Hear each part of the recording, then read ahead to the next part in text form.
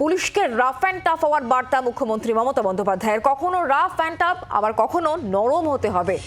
দোষী যেই হোক ক্ষমা করবেন না। আলিপুর বডিগার্ড লাইন্সের অনুষ্ঠানে এই কথাই বলেছেন মুখ্যমন্ত্রী মমতা বন্দ্যোপাধ্যায়। ফের ফোঁস করার বার্তাও দিয়েছেন রাজ্যের মুখ্যমন্ত্রী।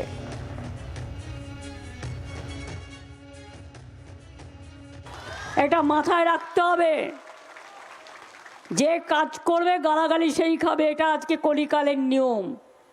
B rough and tough and sometime be soft.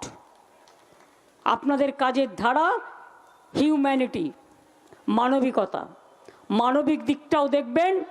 আর যারা শয়তান, আমি হই আর আপনি হই, তাদের কোনো রকম ক্ষমা করবেন না, সে যেই হোক। আমি 21শে জুলাই একটা বক্তৃতায় বলেছিলাম, অনেকে আমাকে ক্যাঁক ক্যাঁক করতে দিন, ওদের খ্যাঁক খ্যাঁকে গলারও করে যাক।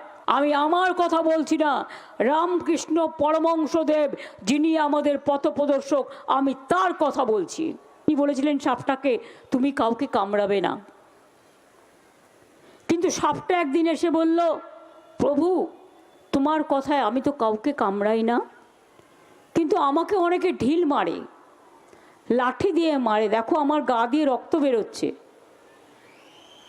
তুমি আমাকে কামড়াতে বারণ করেছো, আমি তোমার কথা মেনে চলছি, কাউকে আমি কামড়াচ্ছি না, কিন্তু আমার উপর অত্যাচার হচ্ছে, তুমি আমাকে পথ বলে দাও।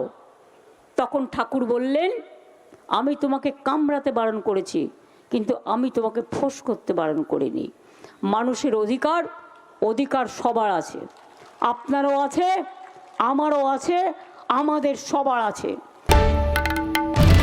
বাংলার আওয়াজ, বাঙালির আবেগ, জি 24 ঘন্টা।